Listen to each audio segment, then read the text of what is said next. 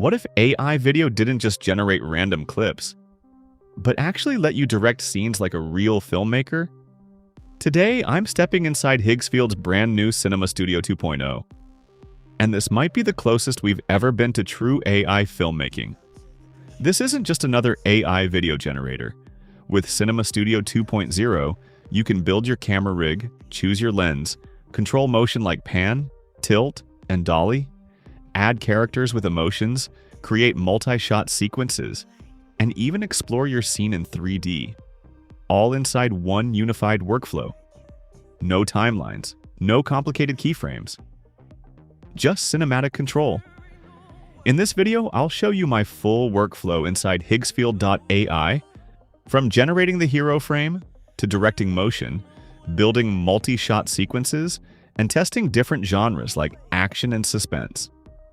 If you care about cinematic AI video and real storytelling, you'll want to see this. Let's jump in. Alright, so when you open Cinema Studio 2.0, you'll see two main options, image and video. We're starting with image first because everything in this workflow begins with a strong hero frame. So I click on image, and this is where we build our cinematic foundation. First thing I'm going to do is describe my scene. This part is very important. Don't just write something basic like a high-intensity cinematic action sequence featuring a fearless hero mid-air, leaping between exploding buildings at night. Now before generating, I'm choosing the aspect ratio. If you're making YouTube videos, 16:9 cinematic is perfect. If you want a more dramatic film look, you can go 21:9 for that ultra-wide cinematic feel. For this demo, I'll stick with 16:9. Next, you'll see grid generation. Instead of generating just one image, you can preview multiple variations, like 2x2 or 3x3. This is actually very powerful because you can compare composition, lighting, and framing before committing to one. It's basically like building a storyboard instantly. I'll generate a small grid and then choose the strongest frame as my hero frame. Now here's something really important, reference elements. If you're creating a character that needs to stay consistent across multiple shots, you can create a reference element. That way the character won't randomly change in the next scene. For storytelling, this is huge. Alright, now comes the fun part, building the rig. This is where Cinema Studio feels different from other AI tools. You're not just typing a prompt, you're choosing your camera, your lens, your focal length, and your aperture. I'm selecting a 50mm lens because it gives a natural cinematic perspective. Not too wide, not too compressed.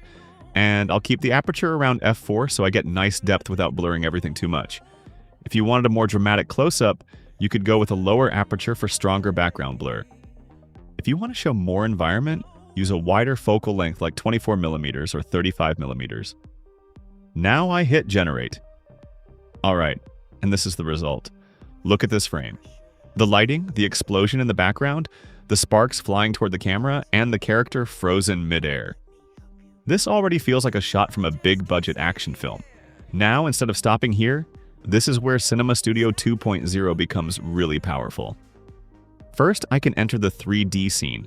When I click Generate 3D Scene, it actually converts this image into a spatial environment. So now I'm not just looking at a flat image.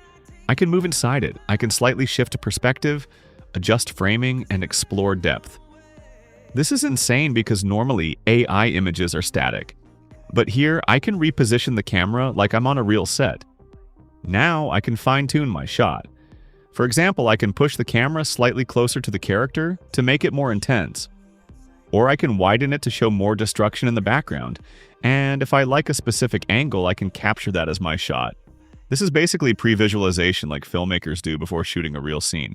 Now, if I scroll down, I also have options like, and this right here becomes my final hero frame, the foundation for turning this into a cinematic video sequence. Now the real magic starts. Because we're going to animate this, let's switch to video mode. This is where we turn our hero frame into an actual cinematic sequence. First thing you'll notice is the director panel. This is basically your control center. Right now it's set to single shot, which means it will generate one continuous shot. If you want more advanced storytelling, you can switch to multi-shot auto or multi-shot manual. Next is movement. I can choose different camera movements like zoom in, zoom out, pan, handheld, static, camera follows, and more. Since this is an intense action scene, I'm going to choose zoom in to make it feel more aggressive and cinematic. Now look at this motion curve here. This is the speed ramp control. This is powerful. Now comes genre selection. This is actually really interesting. If I select action, the motion becomes more energetic and intense. If I choose horror, it becomes slower and more suspenseful. Everything is set. Movement, zoom in. Genre, action. Speed. Ramp duration. Now I hit generate, and this is where the still image becomes a cinematic moment. Alright, and this is the final result.